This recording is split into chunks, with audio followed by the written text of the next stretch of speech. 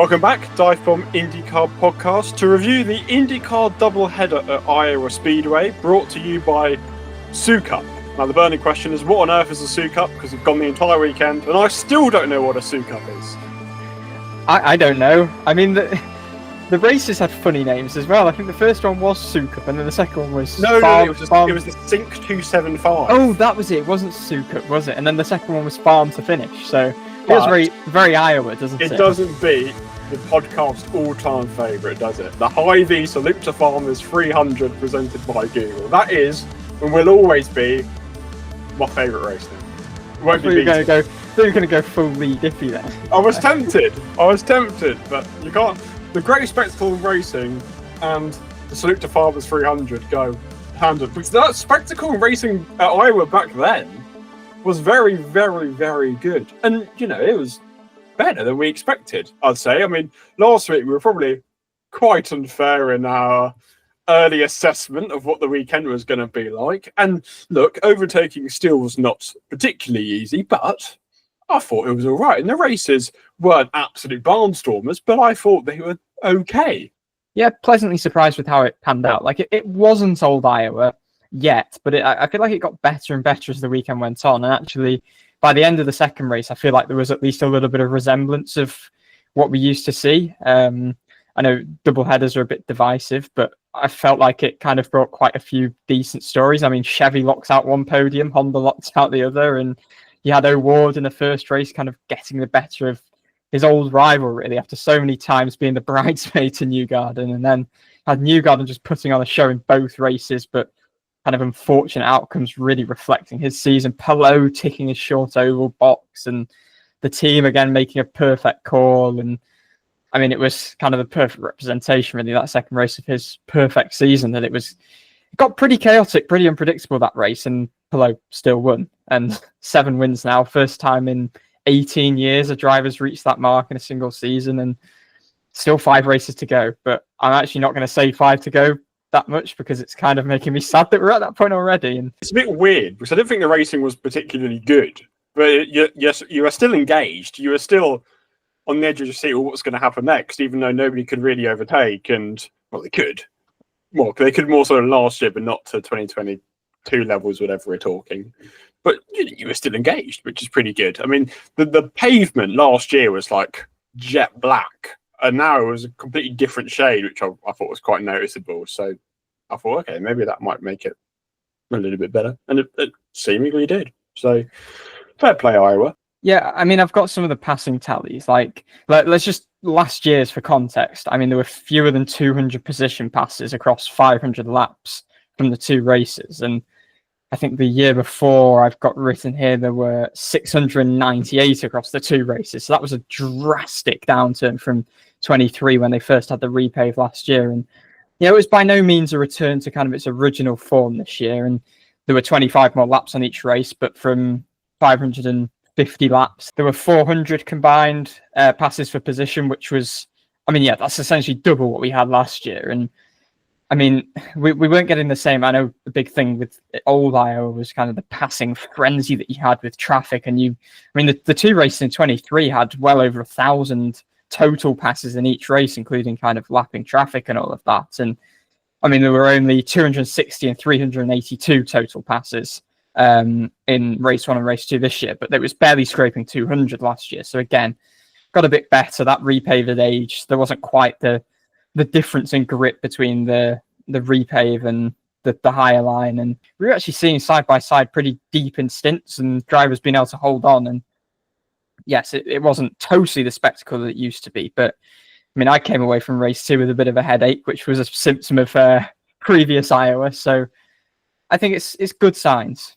Always feels like the race 2s of double headers are always a bit more bonkers than the race 1. But I think it was Barry Wanzer who said this. People in the second race just go way more aggressive, because I guess if you wreck your car, you're not stuffed for tomorrow as well. So I guess you have that margin, which explains why the second part of double headers are a bit more bonkers. But let's go over some of the key storylines. These episodes of double headers are always a bit chaotic because we have double the racing to condense into roughly the same time.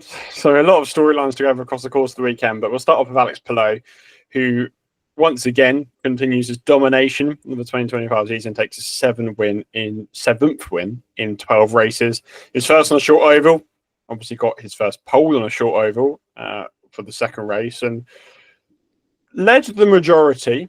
We'll obviously speak about Joseph Newgarden's misfortune in pit lane a couple of times a bit later on. And look, I know people are going to jump and say very quickly that Palou did benefit from the final caution, and of course he did. There's no way that you can deny that, but that's exactly why you play the game. That's exactly why you go long, because if that scenario happens, well, you're in the box seat, as Palou exactly was, as Ganassi go 1-2 for the second time in 3 races. So I think the short ovals was the one thing that, you know, we held against Palou. It was, well, he can't race on a short oval, so he's not a good IndyCar driver yet. And yeah, that box can now be ticked from Alex Palou. Look, he's absolutely not the fastest on an oval, which is maybe one little crumb that we can still hold on to if anyone's going to beat him across the course of the season. But it feels like there was every box that had still yet to been ticked in Alex Palou's IndyCar career this season is progressively just being ticked by another box, and now there's not really much else to go. To tick off in his entire IndyCar career. Yeah, as you say, this was the outstanding box left to be ticked, and it is the thing that, you know, while he kind of pretty seamlessly got used to every other type of track when he moved over to IndyCar, road courses, street courses, super speedways. I know people like to couple the ovals together, but super speedways and short ovals are completely different beasts. In fact, Palou said that it's pretty much the same as road and street course in terms of the difference. And it was the thing that Palou's kind of, I don't know, his precise driving style on ovals like Iowa, which are bull rings, a lot going on. You have to be quite aggressive, and you know, you're being so bumpy. You're being kind of, just thrown about a bit, and he just hadn't quite gelled with it. And even after that win, he said he's still not totally accustomed to running the high line or knowing when to run the high line, like a Newgarden, like an O'Ward. But it's a pretty ominous sign that he might not be the quickest, but he still finds a way to win on them. And I mean, obviously qualifying, getting that pole was a big breakthrough for him as well. But yeah, just continues to scale up this season, doesn't he? I mean, 7 wins in 12 races.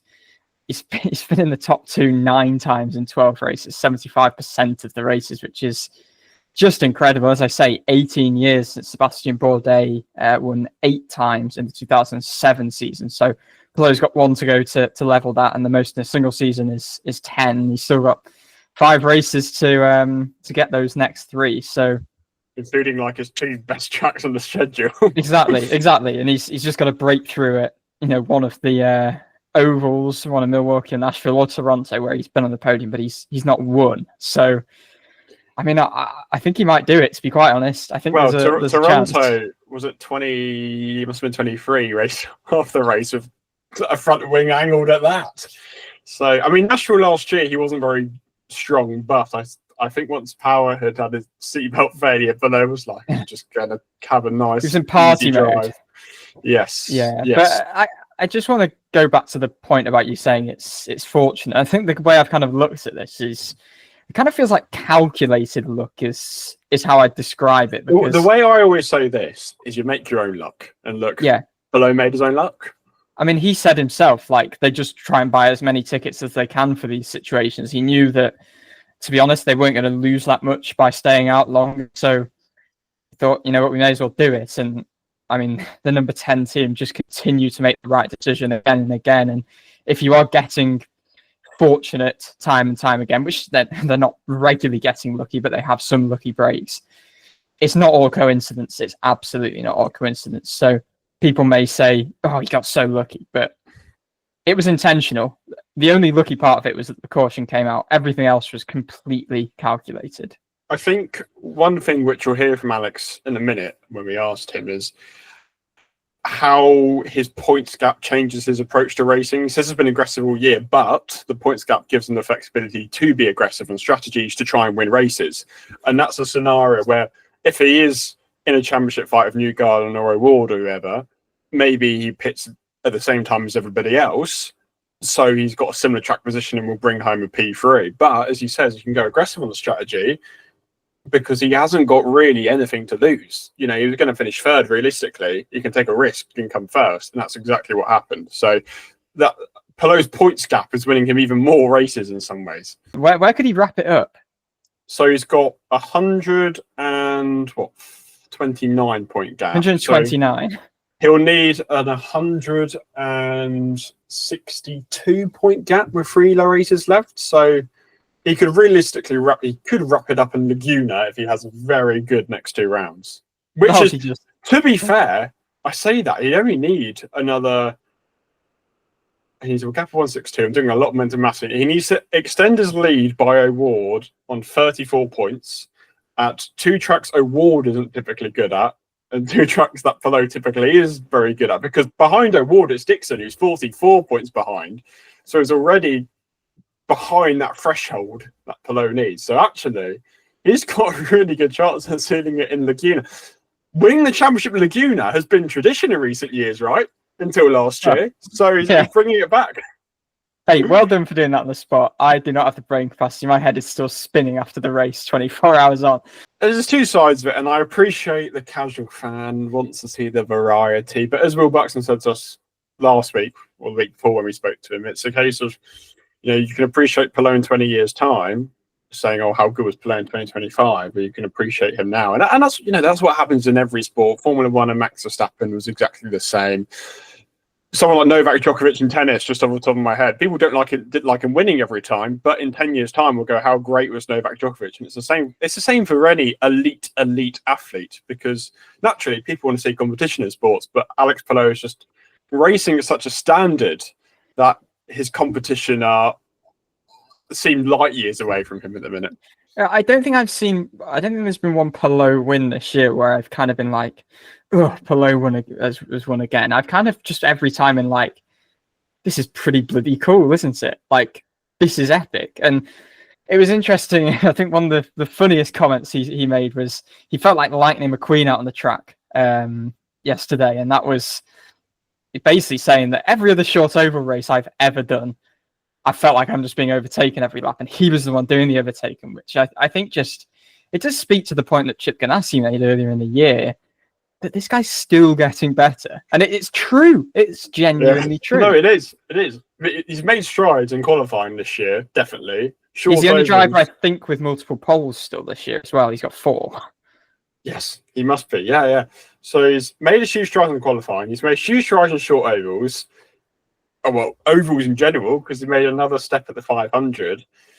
So, yeah. I mean, we could go on for hours and hours about this because we really are witnessing greatness. But as I mentioned earlier, we did briefly ask Alex about his points gap and standings and how that affects his approach to racing. So here's the words straight from Alex Palou. Thanks, Dave. Congratulations, Alex. You've now got obviously this giant points gap in the standings, and we've sort of seen with the multiple lanes that you might have to go a bit more aggressive than usual. So with your points gap, do you go more aggressive than you usually do? Do you play the chill game? Do you wait for opportunities like you usually do? What's the approach when you have not as much to lose as others do? Yeah, I mean, driving wise, I think we've been driving aggressive all year, and that's what got us to this point. I don't think that we need to go overly aggressive just because we have points, because you can lose them very quick, especially 2 days back to back. But it's more in terms of like strategy and stuff. Instead of just trying to settle for a top 6, maybe you're like, okay, let's just go for try and get a win, even if it doesn't work. We want to try and get that. But yeah, I don't think we need to drive overly aggressive. We just need to keep on doing the things that we've been doing this season so far. That's not all the clippage that we have for you either, because we also got to speak to Scott Dixon after the race. He finished second to Palou. I asked Dixon quite bluntly, where has Palou got the edge? Because we've obviously been so used to in the past seeing Dixon himself dominate his teammates, but it's a very rare occurrence this year, and I guess we saw it in 23 as well, where Palou has actually dominated Dixon. Dixon has been handed a domination by one of his teammates. So I was interested kind of where Palou has gained that edge, and Dixon seems pretty in awe of what Palou's doing, and he's not entirely sure, but he gave a really kind of thoughtful answer, I thought, on just what is making Alex Palou so good. And this is about as good a viewpoint as you're going to get from from one of the greats. And Scott, you mentioned obviously watching Alex do what he's doing. Does it kind of frustrate you as a teammate seeing him dominate as he is? And where do you feel like he has gained such an edge this year within the team? It's hard to really pinpoint. I think as far as the team, they just, they rarely have any mistakes. Even if it's in session. We've this year with us, we've had a ton of failures. We've just, we've had a lot of things kind of go wrong, and it's kind of hard to build on that. For them, they kind of came out of the gate.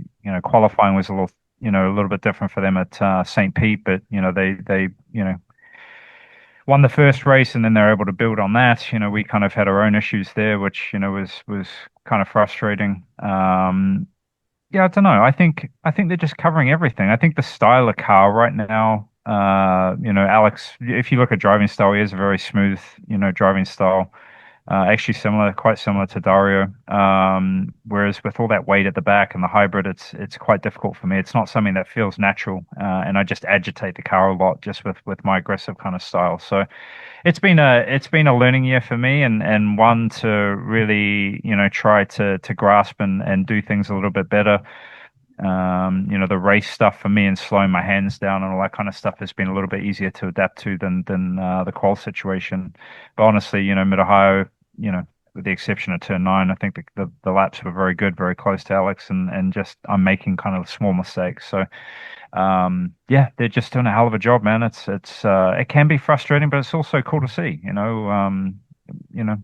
Some of us have had years like that where everything just clicks, and for him and for the 10 car group, it's firing on all cylinders, and all you can do is just say congrats and clap, man. It's good on them. Let's get on to Pato O'Ward, who was the driver to finally break the Honda streak in 2025. Wasn't the Chevrolet I think we were expecting to break that streak. He was sort of in the mix all day. I've also done this a few times on ovals, where he's sort of on the fringes of the top 5 and picks others off one by one, and then obviously the race-winning move was effectively done in the pits. Managed to overcut Joseph Newgarden after Newgarden had a slightly slow front right tyre change, and let O'Ward overcut him and claim his first victory of the season. After last week, we predicted him to not win a race this year, so that aged well. But moving himself up to second in the standings, O'Ward mentioned this post-race. It feels like it's been a quiet season, but you said you see Palou and Dixon having quiet seasons, and that's because they do so well. O'Ward, I didn't realise, is the only driver to have completed every lap this year, which is an interesting statistic as well, I saw. So, yeah, another good weekend from O'Ward. He's racking up a lot of podiums and top 5s, and I can't really recall any of them, which I guess is a good thing for O'Ward, because execution has been a bit of a problem previously, but doesn't seem to be as much of one this year. I don't think we've ever seen a season like this from O'Ward, really. I'm pretty sure his worst result is still only 17th, which is pretty good going. He's been regularly in the top 10. I know he's kind of lamented his qualifying a bit, especially road and street courses. I mean, he hasn't been in the Fast 6 apart from obviously the big highlight of the thermal pole and Aaron McLaren front row lockout. So I think he's kind of felt like he's been a lot of this season in races in recovery mode, but he's kind of done so successfully and he's done so cleanly. And this is a level of consistency we've never seen from him. This is a much more polished Pato O'Ward. And okay, there were times early in the season where you were looking and thinking, whoa, Christian Lundgaard's come in and he's taken the fight to O'Ward. But O'Ward hasn't been rocked by that at all. In fact, I think he's kind of thrived under that bit of extra competition like he's never faced before. And that race one was very impressive because, I mean, O'Ward said afterwards sort of that, he has studied Joseph Newgarden an awful lot, and he did an excellent job to hold off Newgarden after that late red flag. He bided his time a bit, which is kind of something we've said in Newgarden's Indy 500 wins in a way. But that's when O'Ward really became a factor. He was an absolute demon on that restart. I think he passed 2 or 3 cars. He was kind of making it work high, making it work going low, and kind of just sat. I feel like he was just sat in second for pretty much the entire race then. And it was his in-lap and out-lap ahead of that final stop that was critical for him. Newgarden came in pretty early, and I mean, it was kind of a bit befitting of what we've seen from Penske this year. It was a minor error, a minor bobble, but he was slightly slow on his stop. But to be honest, I would give a lot of the credit to O'Ward for a really good in-lap. And I mean, his out-lap as well. Tony Kanaan came into press after the after the race and essentially said, because O'Ward had spun in practice that morning, leaving the pits as he tried to find the limit, and he found the limit. So when it came to the race, he knew exactly where the limit was, and he worked on that limit, and that is why really he pulled off an unlikely overcut on Newgarden. And yeah, I mean, it felt like he had control of the race, and then obviously Siegel crashes, and you're like, I mean, that's just the biggest disaster you could have for Aaron McLaren. It's happened a few times for O'Ward, and he's leading him over, and his teammate crashes out. I know, one of those things for them. I mean, Tony Kanaan then said after the final restart, final 3 laps, Kanaan couldn't watch. He said that he always mocked his mum throughout his career for saying she couldn't watch his races, and then Kanaan said he sent a message immediately after saying, yep, I realise exactly why. So bit of a stressful one, maybe more stressful than it needed to be, obviously, with the accident, and then the second caution in that quick succession immediately after the red flag restart for Iowa. But no, I think O'Ward said that a big thing is that he's kind of really learnt to trust and back himself as an oval racer, and trust that he can really stand up to the best, and he can stand up to Newgarden, because he had so many brutal defeats to Newgarden. I mean, look at Texas in 23, you look at the 500 in 24, where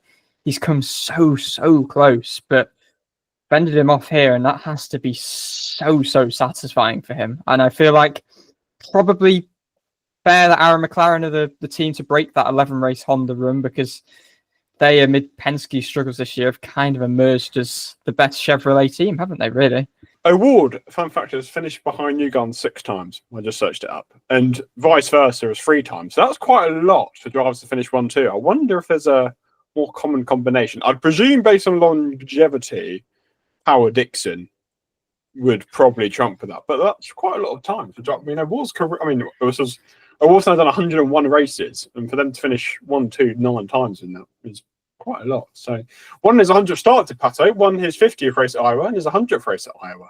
Yeah, and I think this is the first time he's actually repeated a win at a track, which is interesting. But I got the impression that he thought actually the win on his half-century race at Iowa he felt was a little bit hollow, because that was when Newgarden crashed after absolutely just bamboozling the entire field. We have St. Pete as well, where he did finish second to Newgarden effectively. So you could kind of argue that 7 times. So yeah, that's an interesting one. Maybe not the best person to say this, but I actually think he is probably the second best over driver in the series. And I say this because Penske have been so typically dominant on ovals, but who's the one guy who takes it to them in every single oval? It's O'Ward, and nobody else can. I love how we're at a position where you're not putting the guy who you predicted to win every single oval race this year in that conversation. Well, look, after how the season has gone for him on ovals, I cannot justify him being in that. I think I maybe overreacted at the end of last season to how good he actually is on ovals, because he was taking so many poles and getting so many podiums. Yes, I mean, we'll get on to McLaughlin in a bit more depth, because this is who we're obviously talking about, for those who may have listened pre-season to Dan's audacious prediction. But obviously the 500, he crashed out before the race. That's not necessarily reflective of his oval ability. That was just what it was. I know he crashed in practice as well. So, and then I mean, Gateway, he wasn't as quick as his teammates, but he was in contention for the win until about midway. But by the time he had the issue, he wasn't really in contention. He's obviously crashed in qualifying, so he keeps on having too many bad crashes at really bad times. Like his 3 oval crashes this year couldn't have been at worse times, really. Which is unusual. Like we hadn't really seen that from him at all since his rookie year, really. But let's get on to the elephant in the room, which really is Joseph Newgarden.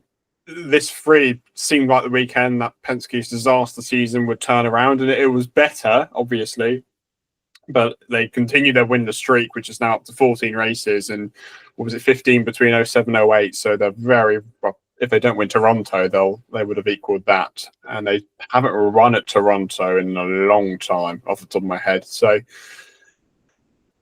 I don't know how Penske reflects on the weekend, because the pace was certainly there, especially on Newgarden's side. And we will focus on Newgarden, who obviously took pole for race 1 and really should have won both races. And I was having a think about this. Newgarden could have and maybe should have won every over race this season, but there's just something is just taken out of his control on each occasion. Like, he's done nothing wrong in 4 of those races, but every single time something has happened. I mean, Iowa race 1, for example, one little blip in the pit stop, not his fault. It's cost him the race victory. And then the second race, I've never seen such misfortune for a driver in the same race. Obviously, had looked dominant at the start, pits on his first green flag stop, and Marcus Ericsson spins or crashes out straight as he enters the pits. So nothing doing there. So effectively goes into the lead lap. I think he was in 13th, and then recovers pretty much back to the lead. And you're like, oh my goodness, he's going to make this incredible comeback.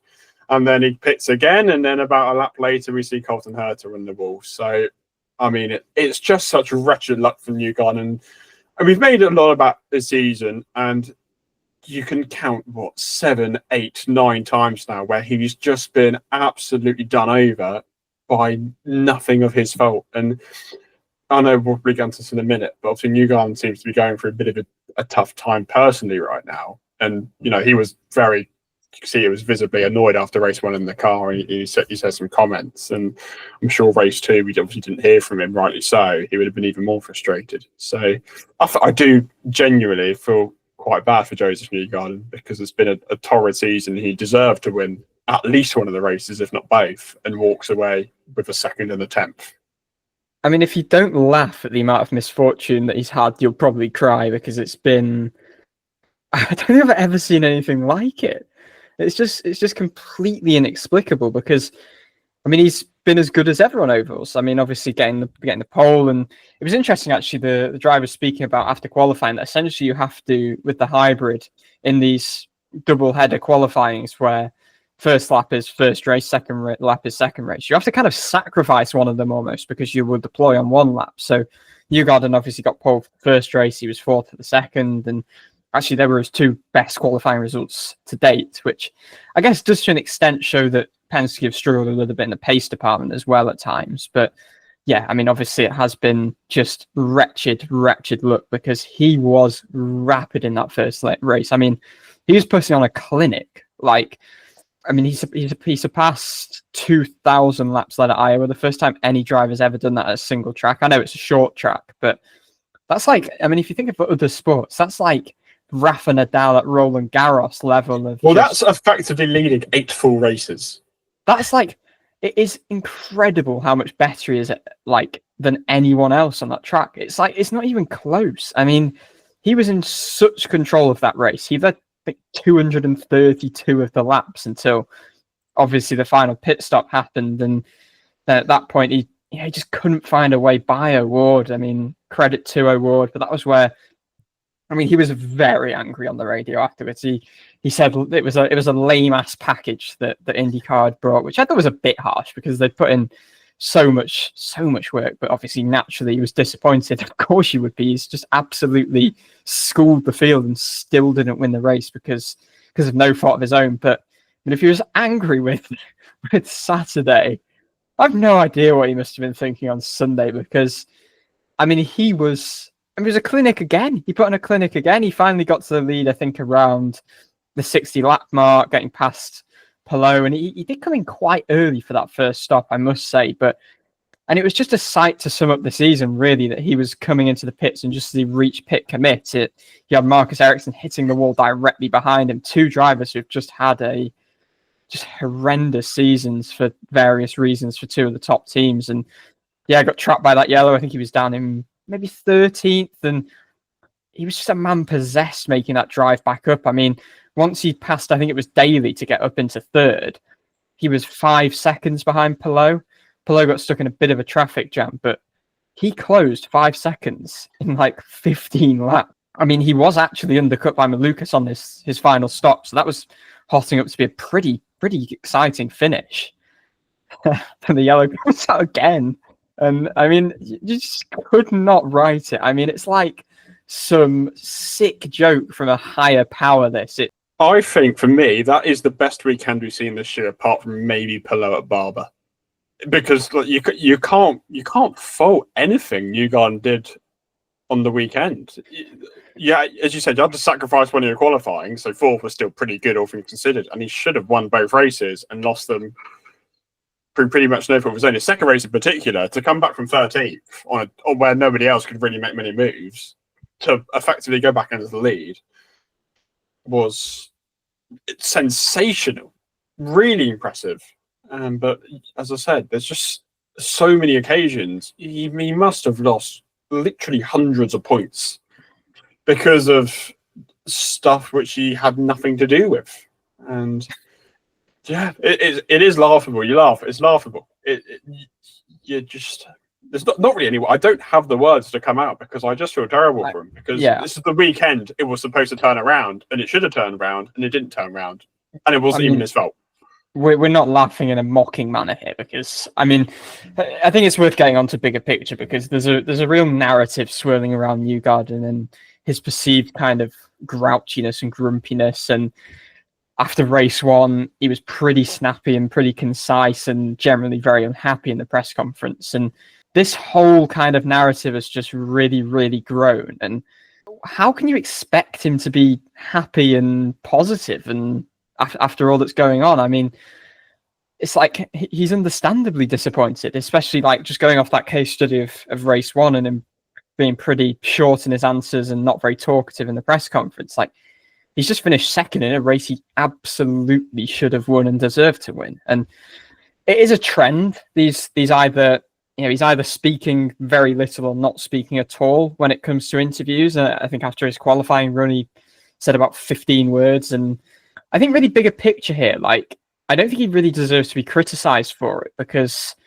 I'm genuinely pretty worried by the fact that Newgarden is someone that, I mean, we've now been nearly 2 years as accredited media, and I have not been impressed by a driver as much as I've been impressed by Newgarden when he comes into press, for how eloquent he is, how talkative he is, how generous he is with just his transparency with the media. So what we're seeing at the moment is particularly unusual, I feel. And I know O'Ward had some choice words for his kind of shifting attitude after that first race, saying that it's not the Joseph that he's known and praised. And it was quite nice. There was a moment in the press conference, actually, where there was a bit of levity from Will Power, where he's, Newgarden was giving these short answers, and Power essentially said, Joseph loves answering questions at the moment in a really sarcastic manner, and then kind of went on to say he's absolutely seething. And I just feel like we aren't seeing this happy Newgarden as a general point. Like, I feel like since the 500, it's been particularly evident, because over May, I really praised how relaxed he seemed at Indy, and he was really content within himself, and whatever happened, he was going to be fine. And even before the season, there was so much chat about translating negatives into positives, and he seemed really just kind of freeing himself. He was upbeat. I mean, I always recall on Media Day back in January, he was trying to take control of the Zoom call on Media Day, and just little fun moments like that. But that's really faded as the year's gone on, and the toils of the year has kind of intensified, and people have just kind of piled on and been very negative, and that's taking a toll. Like, the season has been a disaster. He was 19th in the standings heading into Iowa.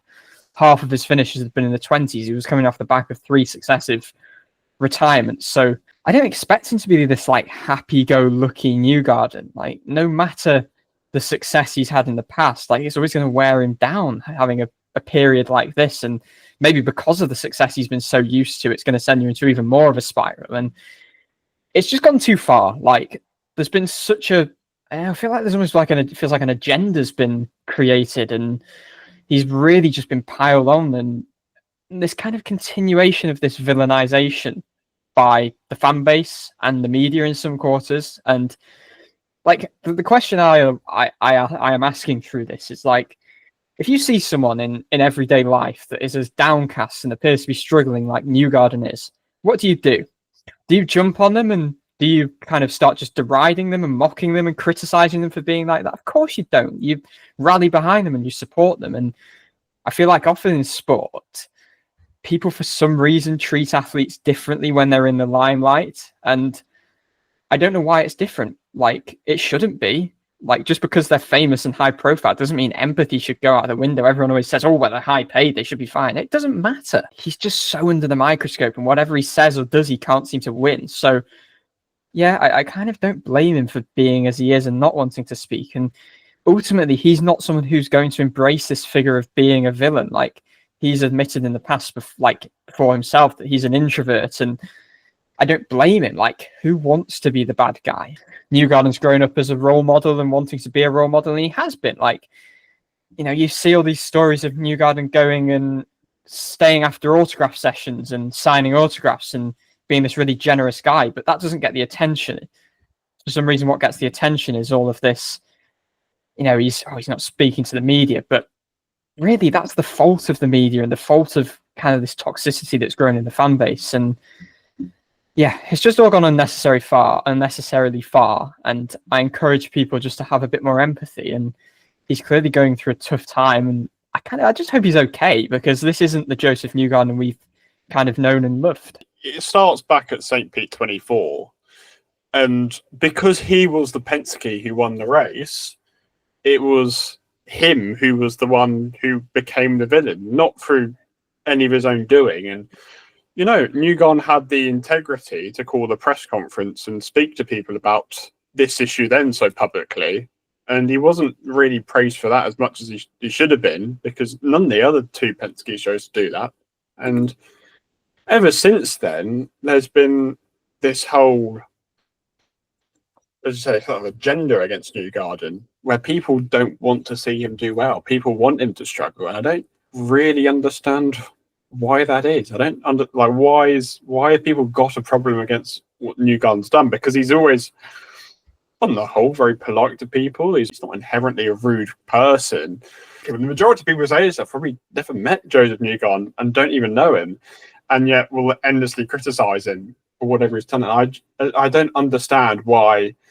Sure, the St. Pete thing was unfortunate, but why, because of that, for a year and 18 months, has he suddenly become this guy where it's you join the bandwagon on disliking him and piling more pressure on him, when he needs a reset and he just needs people to back him and a little bit of motivation, because you rather feel like nobody really is backing him at the minute. Everybody seems to be against you, and I don't really understand why. No, I completely agree. And obviously part of his frustration is going to be the results, but I mean, I know for a fact, I have it on good authority, that a big part of his demeanor at the moment is the negativity taking its toll. And I do have a pretty in-depth feature up on the DiveBomb site.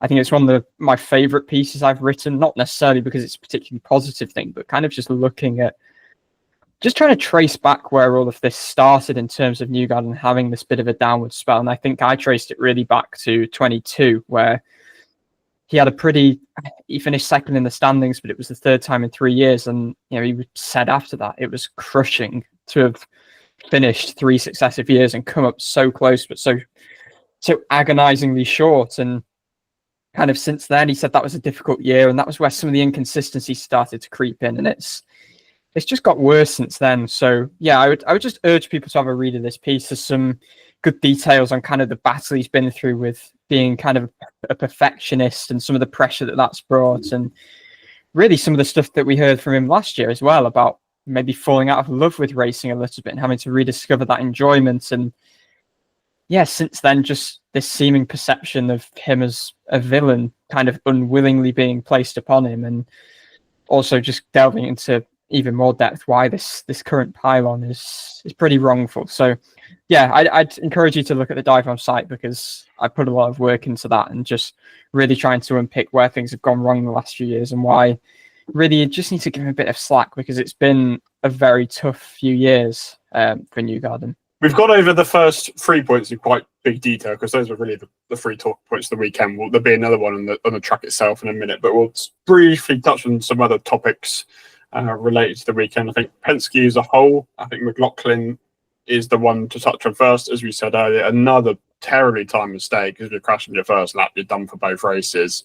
Really impressive race one was McLaughlin. I mean, he was overtaking cars like Newgarden was in race 2 with seemingly relative ease. Could have well been on the podium from last place on the grid. Finished 4th in the end from 27th, which was a really impressive performance. He drove very well. And race 2 was obviously nothing he could do. Obviously, he was just caught up in Devlin DiFrancesco's spin. So that was a huge shame, because I'm sure he could have very well got to a similar position there. So again, a very good performance in race 1, but costly mistakes are costing McLaughlin a lot this season.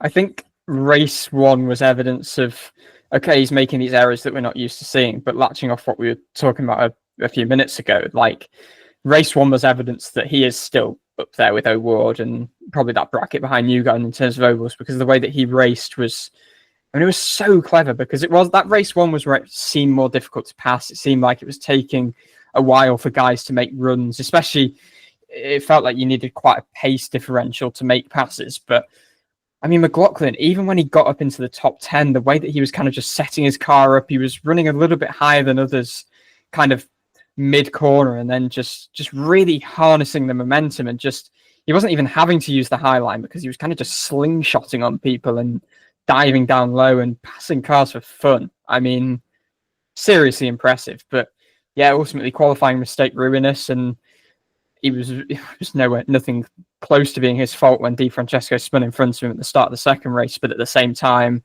going back to what we were saying with Palou, you make your own luck, and he qualified down at the back with some of the drivers who are maybe more prone to making mistakes. So why did Penske keep changing the liveries and double headers? It feels like unnecessary work. I don't know why they always do this, because it takes for fans. It also takes a long time to wrap a car, doesn't it? I'm sure it takes several hours. And well, it'll be a money thing, won't it? Like, of course, it'll be a money thing, but like race one must have ended pretty late, and then you spend another several amount of hours rewrapping it. I just don't understand that. I know it's sponsor money, but surely one's expel could pay you a little bit more, or you take expel off for another race and put Gallagher in for another one instead of having to rewrap it. Seems unnecessary work to me. No, I do agree. Will Power was obviously the other Penske, finished third in race one and had another engine failure, a second in a row in race two. So that's a bit of a strange one. Penske continue their horrid DNF form. It's 13 of 13 in 2025. So again, more mechanical issues with Penske, which has been a really concerning theme. But anyway, Power was the quietest of the three Penskes, but a secure podium. Race one was in the round to the top five for that race. He drove pretty decently, and race two was just unfortunate. Yeah, I mean, race one was obviously Penske's best race of the year, second, third, fourth. I mean, they had 3 podiums in 10 races coming into that, obviously lifted their tally up to 5th. But the second race was just a complete return to everything that's happened this year for them. Like, obviously, we've spoken about how just obscenely unlucky Newgarden got with the 2 yellows, but Power and McLaughlin were out inside like 21 laps, I think it was, which is just like after race one, which was their best of the year, but they still came away disappointed because Newgarden should have won. Didn't really get to enjoy that. Immediately into race two, and it's just back to the status quo of just this, just bewilderingly bizarre year that they are having. So it's just, I don't know what more to say, to be quite honest. Briefly touched on Andretti Global as well, who were really off the pace this weekend. Iowa, they've never really gone well up, but they were really off the pace. Well, but last year, Herta had a pole, could have had 2 poles, so it's unusual downturn. He did, but it was definitely worse than we expected. But what the headline was is all 3 cars at some point during the weekend had a front right tyre failure. So that would incline it's a setup issue more than anything else, if all 3 of their cars and only their cars are having that failure. I mean, Kirkwood had a bit of a disastrous weekend because he crashed in highline practice, didn't get any of normal practice, and then his first proper laps in the car was in qualifying. And the race one was compounded by him having the tyre failure in Ericsson, and Herta had theirs in race 2. So, yeah, Andretti were off the pace, and it wasn't helped by the fact they were crashing a little bit too much. Yeah, I mean, but it wasn't having tyre failures because they were too fast, was it? It was, there's going to be an inquest there, because it's definitely not a coincidence, I don't think, when all 3 drivers on the same team have a right front tyre failure. But yeah, I guess Kirkwood's probably the story, because he's now dropped to 4th in the standings. I mean, there was talk a few races ago, especially kind of after Detroit, after Gateway, that maybe he could challenge Palou.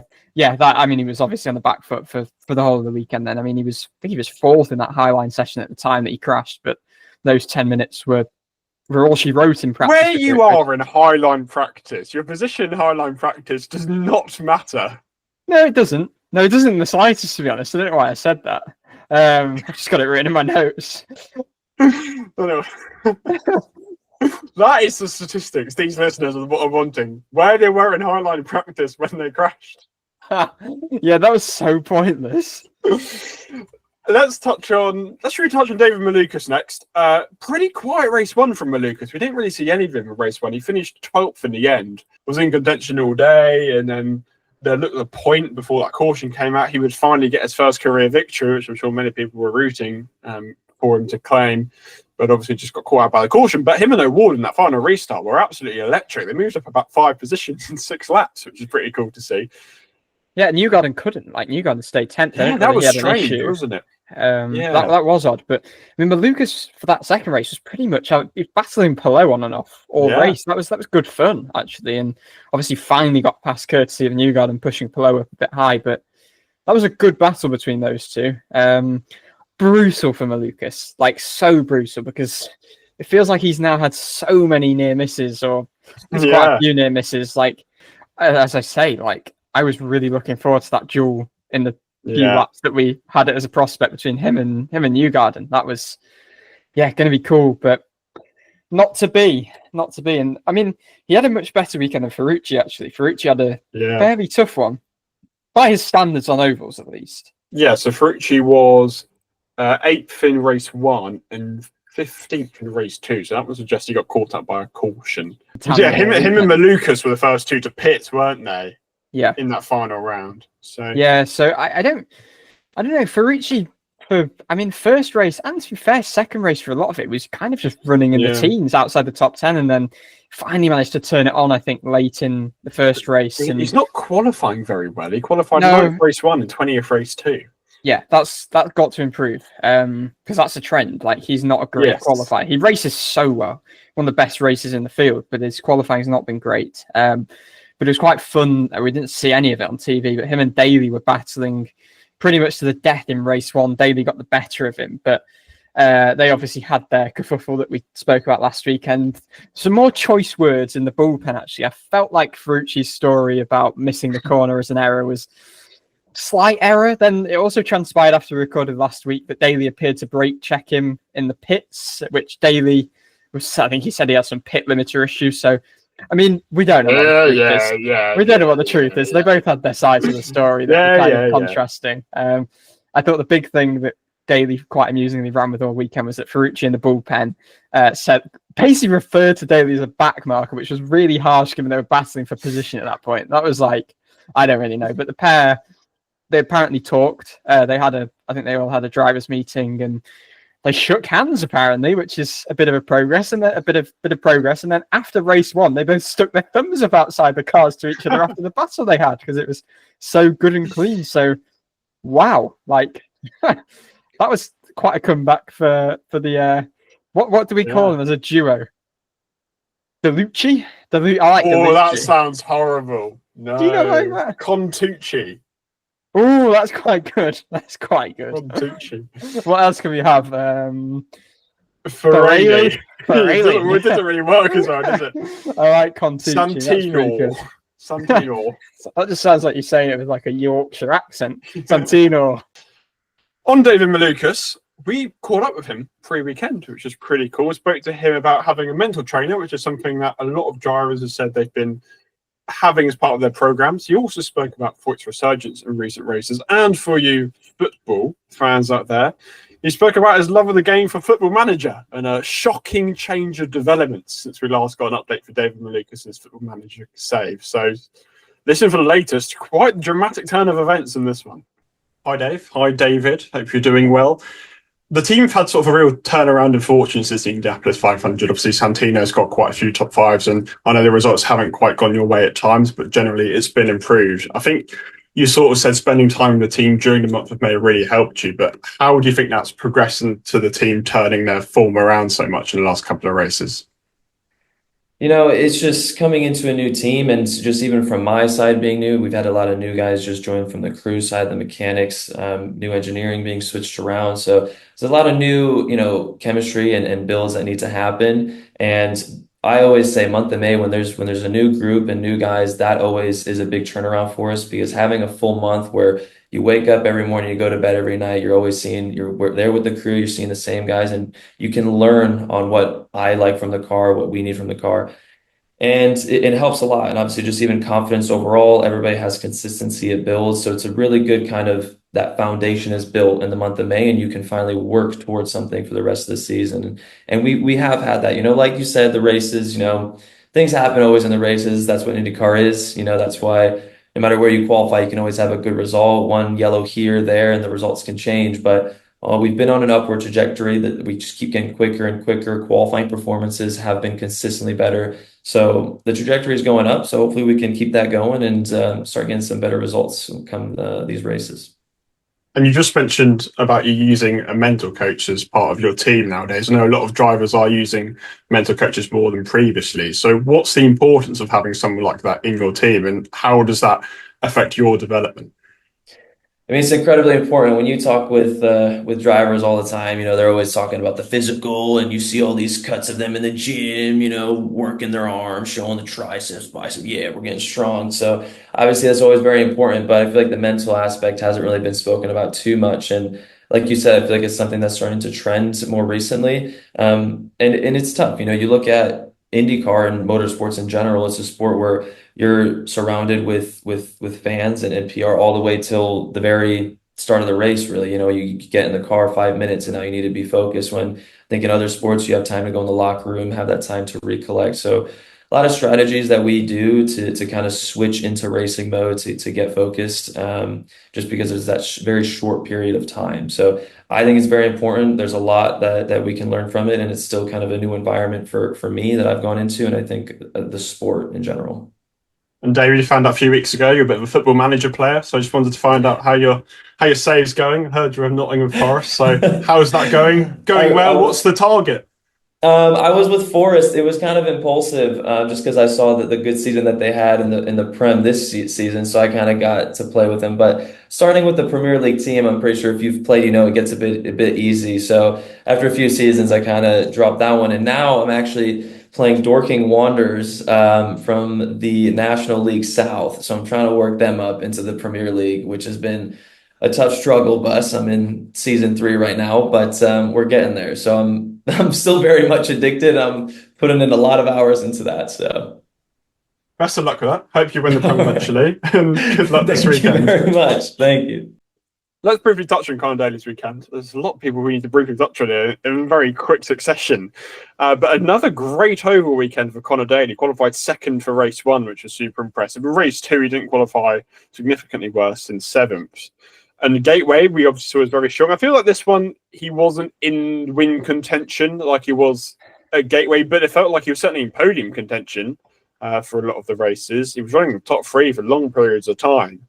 And Hunkos really seems to have brought quite a decent oval package. There's no hiding. Daly is a fantastic oval driver. I know he doesn't want to be called an oval merchant, but he is very strong on the ovals, and that's really clear. So he's just driving really superbly. Ever since he's came to the team, really. I mean, Milwaukee last year was obviously superb. Indy 500, Gateway, and Iowa this year, he's been in and around the top 5, top 3, and something went slightly differently. He could have won one of those races, and he ended up finishing 7th in race 1, I believe, and then he finished a lap down because he was one of the ones who got really badly caught out by the caution, which was a huge shame. It's like Newgarden. The results compared to Daly's performance are terribly unjustified.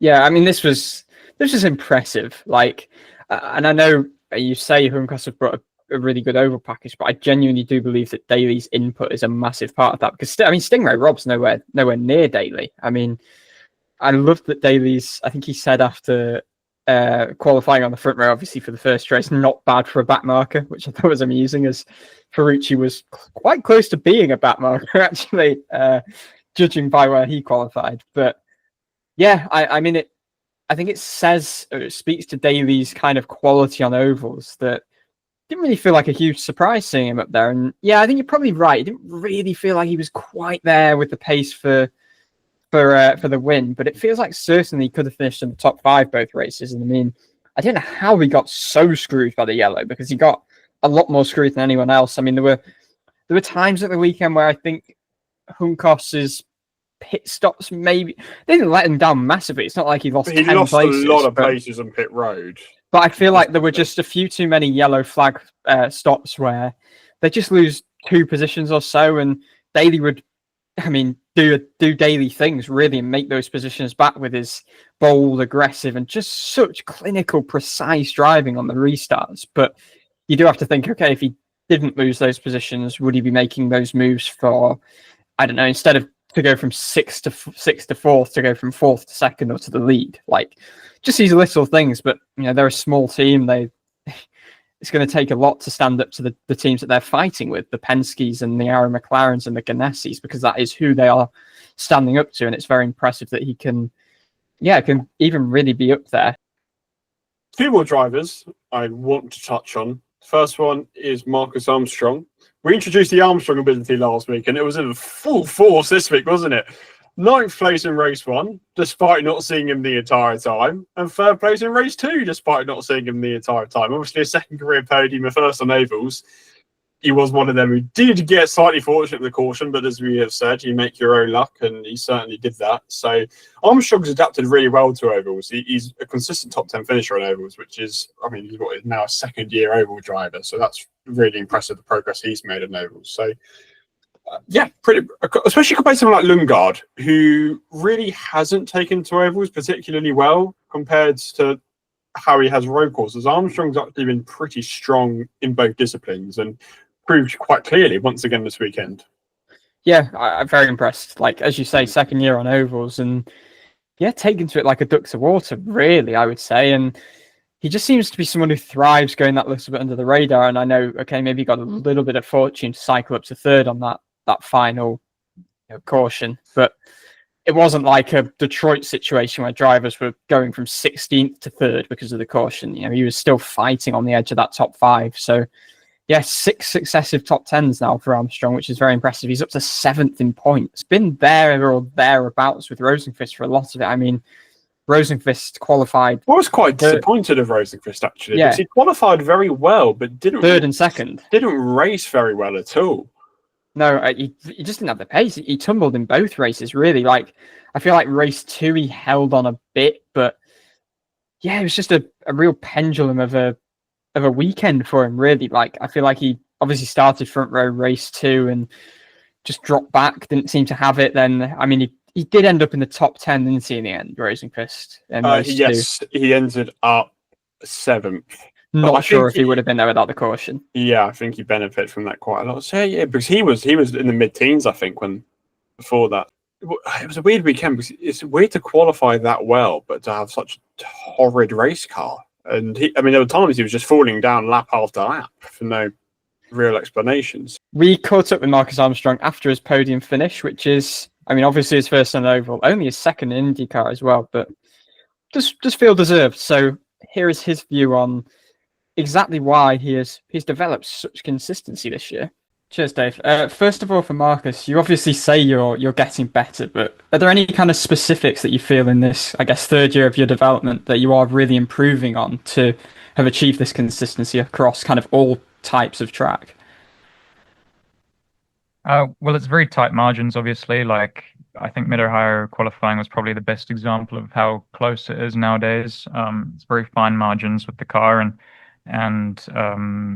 just maximizing what you have underneath you. So every single day you've got to do your absolute best around here. So I know it sounds very generic, but you can't really have a bad day. And Alex is a great example. He never really has a bad day, nor does he have a bad lap, I don't think. So that's the blueprint.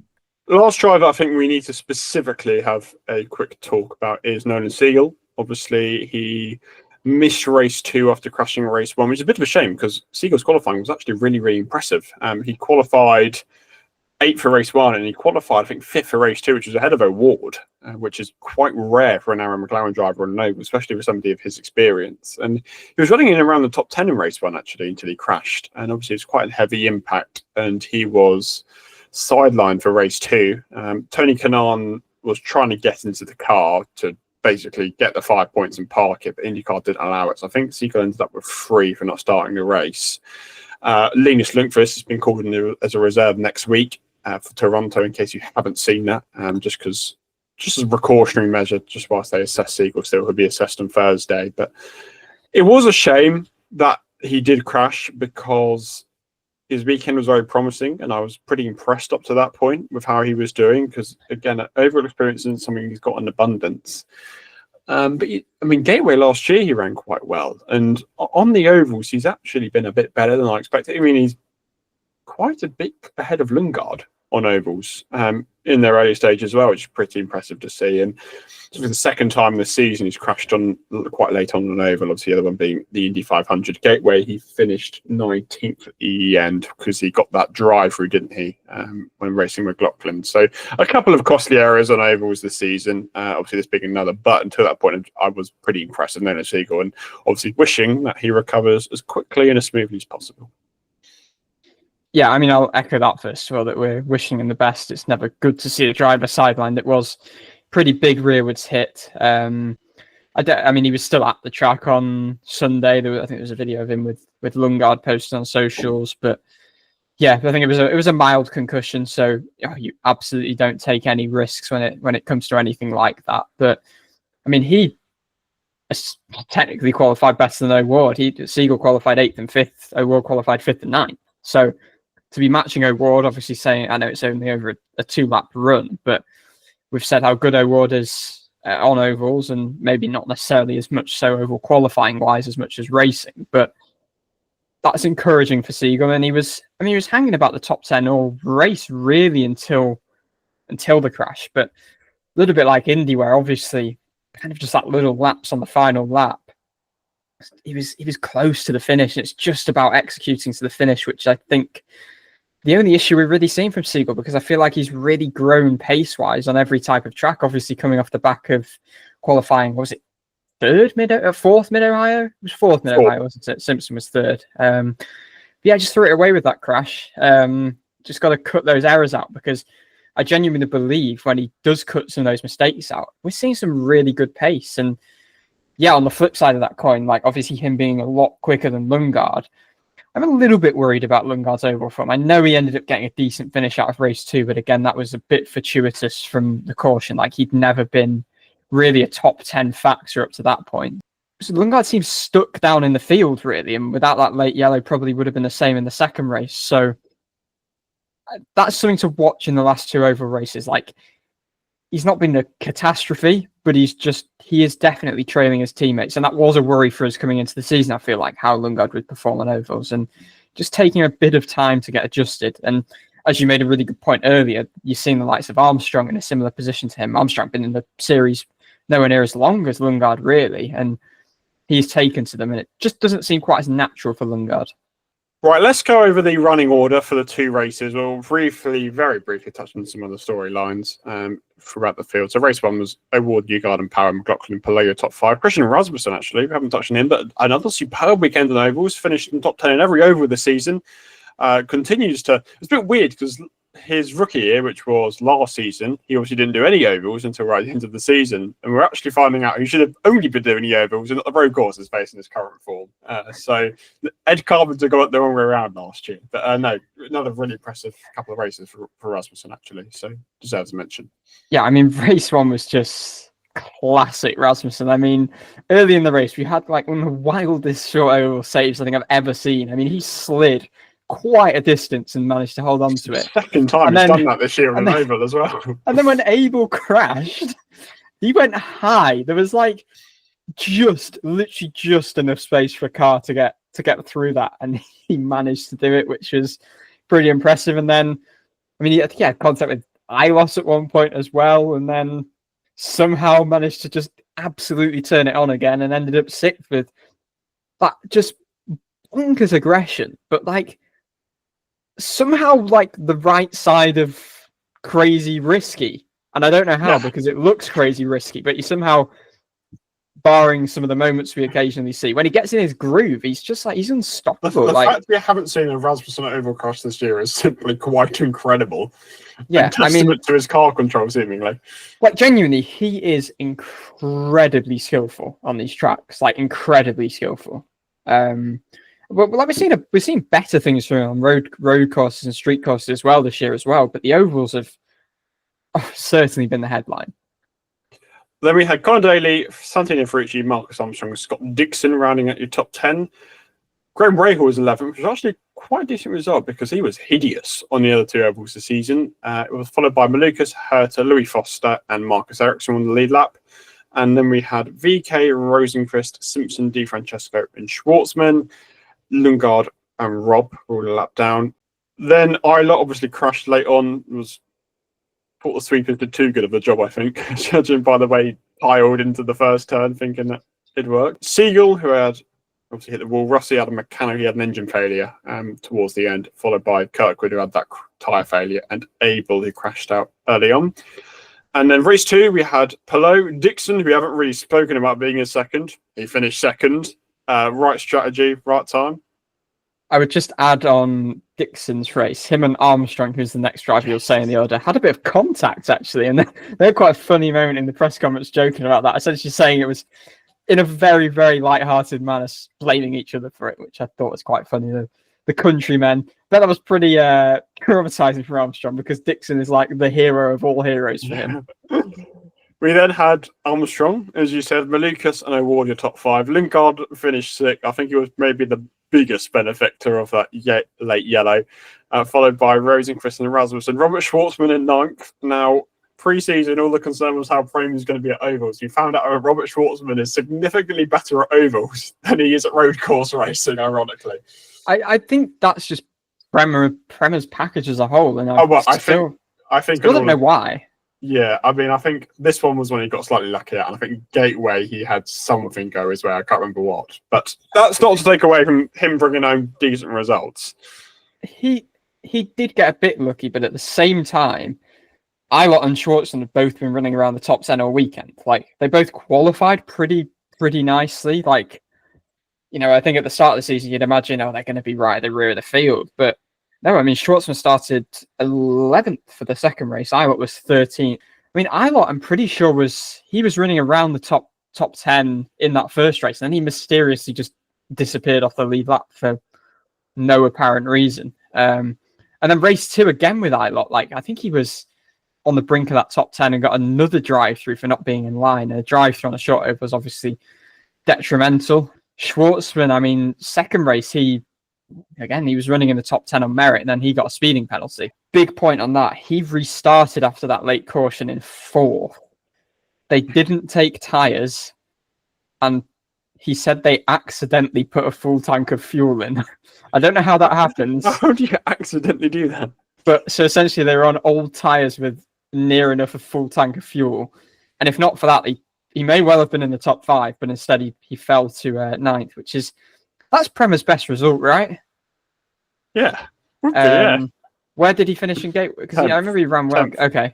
So that's double top 10. So yeah, that's Prema's best result, but it's a bittersweet because it could have been a top 5.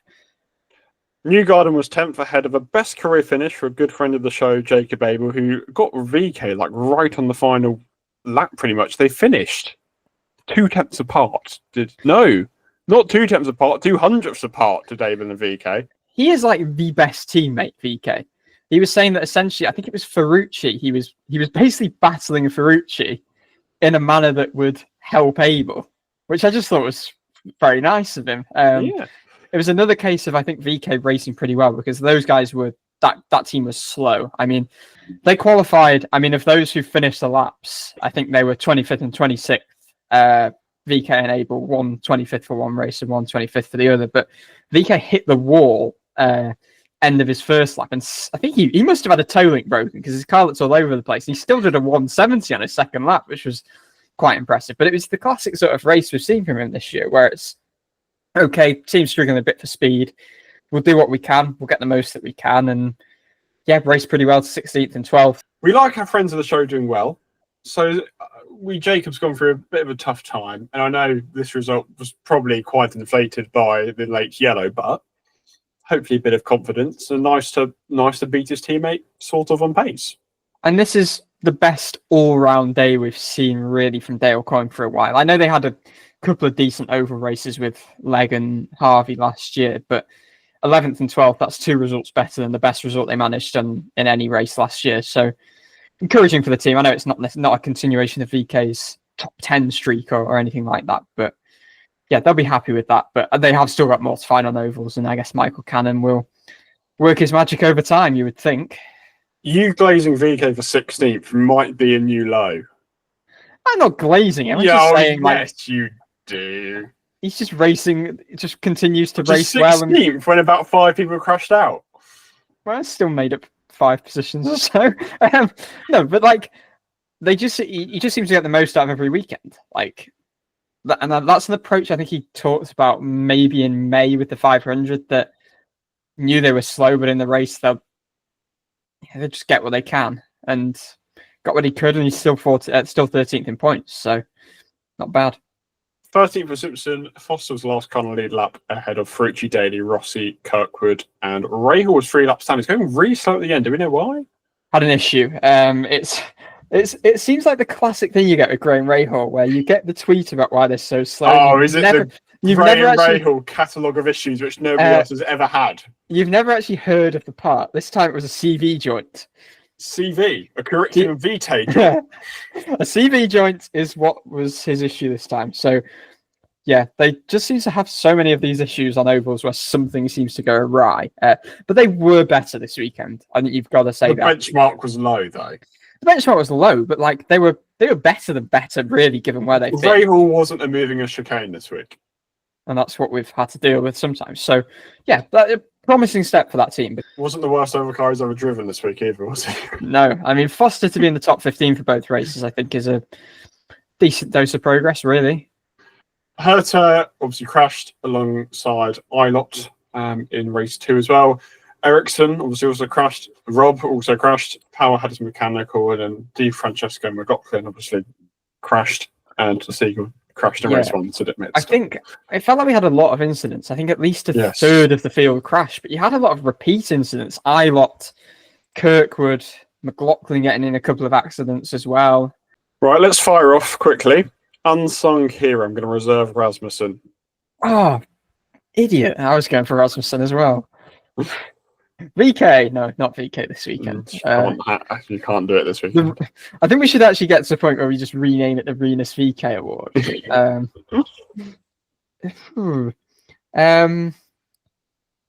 I think I will go for. I'll go for Marcus Armstrong with an honourable mention to Robert Schwartzman. Okay, fine. Top 3 drivers of the weekend. I'm pretty sold.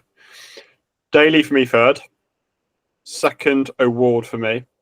And 1st, Newgarden. I mean, Newgarden is obviously first. The best by a mile. We're giving him the win that he probably deserved. Newgarden, Award. Now, I will go for Palou because he got a pole and got his first win, so I can't really overlook that. That's fine. I just thought Daly was very impressive again. I completely agree. Funny moments of the weekend. Power's little joke when you got on the press conference about him not answering questions was slightly amusing. I've got another one in mind. Should we play that clip in? Let's play that clip in. Clip. Here it is if you've not seen it or heard it if you're listening to the podcast. Joseph loves to answer questions at the moment. I can tell in that interview he's seething. I know I had a question prepped, and then it was asked. He didn't win. He was close, man. I saw it. I was like, he's going to get him. He's going to get him on the outside. But he moved him up a little. Yeah, it was. We obviously had on Friday, everything was cancelled. But as the tornado siren sounded, the entire paddock, more or less, give and take. Some of them were in the media centre. There was a video of Palou playing on some old device that I'm too old to actually know what it was, but he looked like he was playing Snake sitting in the media centre. But while Palou was very cautious and protecting himself from a tornado that landed, I think, about 1.5 miles away from the track, everyone else was just watching. They were tornado watching, and there were just some really, really funny social media posts. VK posted a story theorizing that the tornado was caused by the timing tower, which was like a spinning timing tower. Alexander Rossi posted a story with the caption, "Cool, cool, cool, tight, tight, tight." I don't quite know what that means. And Ilott's was really amusing for no apparent reason. I don't know why I found it so funny, but it was just a picture of the clouds saying tornado in there somewhere. And that was it. I just found that everyone losing their minds over the tornado is so funny. My random thing, which I find funny, which really isn't that funny, but Award and Palou had photo shoots on a tractor. They just had a winner photo shoots next to a tractor for no apparent reason. Like, I know you're in corn country, but it just looks. Whose idea was it to win in the tractor for the victory celebrations? Have you not seen that before? No. This is a thing. It's a thing. Oh, is it? I just find it funny. Why? Why do they do that? I don't know, but that's going to have to be the episode header image now. One of them on the tractor, I think. Let's very briefly touch on Iowa as a whole, just to round out this weekend. And we'll briefly have a quick look forward to next weekend at the trip to Toronto. As we said at the start, racing I think was better than we expected. It's still not superb. I think that will come back over time. I think naturally, as more and more racing happens, the line will become more available and the racing quality will improve. But as we return to Iowa, I think Bud Denker, who is quite heavily involved in arranging the schedule, said Iowa will drop to 1 at least. And there was a hint last week from Scott Dixon that Iowa might drop off the schedule completely, which there's two ways of looking at it. It's been very fun in the past, but is it particularly fun now? And obviously it's gone around social media quite a lot, and I won't go all doom and gloom. Was attendance was quite poor at Iowa, but you don't really see Iowa as a big market. It's not a very big state. It doesn't have much in it apart from corn, seemingly. So yeah, it's not a big market. I know doubleheaders have been a point of controversy, but what I will say is I still don't think the oval to road course ratio is enough, and having 2 races at least brings the oval percentage up, because we need more oval races. And look, we've got Arlington coming next year, we've got Mexico City potentially coming next year, Denver's being talked about as well. Where are the spaces for the ovals when it feels like we need more ovals than we do road street courses at the minute? So I don't know. If you asked me about the future of Iowa before this weekend, I would have said I would have been reluctantly okay with it going off the calendar. But like, after the improvement we saw in the racing this weekend, it kind of gives me hope that it will come back, as long as NASCAR don't go and screw it up again. And I don't know whether you can trust what they're going to do, because this is a NASCAR track. There are definitely issues. Like, the loss of Hy-Vee has been, it's been detrimental really to Iowa's standing as an event, because it was huge. Like, you had some major names concert-wise. Last year, Luke Combs and Post Malone were there. Ed Sheeran was there the other year. It's been massive. And it no longer felt like an event. It just felt like, it was just a race. And that doesn't align with what IndyCar is targeting in terms of making their races big events, which is ultimately one way you are going to grow the series. And I don't blame IndyCar for this. To be quite honest, I feel like they were screwed over a little bit by Hy-Vee dropping out pretty late on. And ticket sales were disappointing. Like, I read, I think Nathan Brown wrote that ticket sales were essentially in line with what they were during COVID, when the uptake was restricted very heavily. And the grandstands were sparsely populated, and ultimately, it's never a good look if you're wanting to look important, having grandstands that sparse. I mean, it was pretty deflating to see, to be quite honest. And it's pretty odd, and it's always pretty odd, especially this year with the increased footfall at road and street events where they're properly bustling. Ovals continue to have issues with attendances, and maybe part of it is the grandstands are often quite huge at ovals, and even if you get 10,000 people through the door at some ovals, it's still going to look not great. And I know that's not a great number of people anyway, but with the size of the grandstands, maybe it's never going to look great unless they are really, really full. I think it doesn't help that promotion from the track side it's abysmal, quite frankly. I mean, you look on the social media, it's entirely NASCAR, and they own that track. I guess it makes a bit of sense, but it's still pretty sad, because it's a track that IndyCar's helped keep Iowa afloat at points. And yeah, that's just a bit sad to see. But yeah, Hy-Vee's now migrated to the Xfinity Series for their event at Iowa, which is, again, they were such a good sponsor for so many years. And ultimately, it just speaks to the point that NASCAR's return to the track has been pretty damaging. They've taken the limelight. They made, obviously, the changes to the track that have scuppered what used to be such a good race, as we spoke about earlier on. And if you have no people watching, there's no major event around it. It doesn't spell great future prospects. And yes, at least the race was better. Maybe you could abandon a doubleheader, make it a night race, make it a longer race.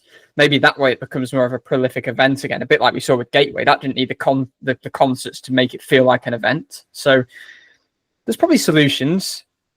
I would be sad if we lost Iowa.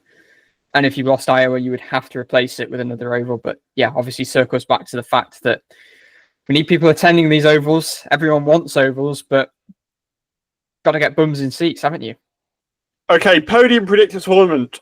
I went for McLaughlin Award Newgarden Race 1. So that got me 4. McLaughlin Power Newgarden Race 2, which is my first 0 of the year, which I'm really annoyed about. But hey-ho, that's the way it goes. You went for Daly Award for Ferrucci. So despite your very bold claim, you still got 2. So I went very bold for that. More safer race 2, though. You went for McLaughlin Award Palou, so that's still what you won. James went for Kirkwood Power Palou, both races, so 2 the first, 1 the second. Tom went for Newgarden Award Palou first race, which was 2, but McLaughlin Newgarden Hertz race 2, which got him 0. Morgan went for McLaughlin Award Palou both races, which earned a 2 and a 1. The fans went for McLaughlin Malukas Award race 1, which got them 1, and Hertz Award McLaughlin race 2, which got them 0. And Evan went for Newgarden McLaughlin Award race 1, which got them 3. And Newgarden McLaughlin Award race 2, which got 0. So the race 2 was by far and away the worst race of the year, considering there were 3 points between 7 people. That's hideous. Wow. That is hideous. Anyway, championship standings wise, it's us two right at the top by a mile. We're both on 33. The next closest is a joint for 26th. 7 points clear at the top. We are dominating this. So it's the IndyCar Championship battle might not be on, but this is what matters. Come on. This is on. This is what you need to engage with for the rest of the season. Fast 6 predictor tournament, I will eventually update this, but we went pretty similar because we both went for Penske's Award Malukas, and I went for Rosenquist, and you went for Daly. So pretty similar. So race 1, Newgarden and Award were both there. So were Rosenquist and Daly. So that was 3 each for that one. Race 2, we had Malukas there, we had Newgarden there, we had Power there, but Rosenquist was also there. So I got 7 total, you got 6 total. So slight upper hand for me this weekend. And the non-stop action of races continues. Doesn't stop, does it? We're now going into the 4th in 3rd weeks, and then we've got one more after this in a row. Part of me wants it to slow down though, because it's going. We do need a week's break, don't we? Well, no, not even that. Not even that. It's like 2 weeks. We'll have 3 races left. That'll be it. Yeah. Anyway, let's get you our fast 6 for Toronto. We'll see if we go 5 again this week, as we have done all season, and we'll be back to you in just a second. Okay, Hertha as a defending race winner. I think it's an easy bet. Yep, Hertha. Cool, and I also presume you've gone for Carl Kirkwood. Of course. Alex Palou. Can't not. Shock. Right, fire some off. Christian Lundgaard. Yeah, got to be. David Malukas is my road one. No, you're right. I think you probably haven't gone for Dixon, so I've gone for Dixon. Interesting. My last one. We don't predict Dixon much in this, do we? No, we don't. No, because I mean, he doesn't really get. He doesn't qualify very well, does he? No. Final one, Scott McLaughlin. Felix Rosenquist. Okay, so 2 different. Not bad, not bad. So yeah, that's a bit of fun. But I think that is it from Corn Country, the Sukup Sync 275, and the Farm to Finish.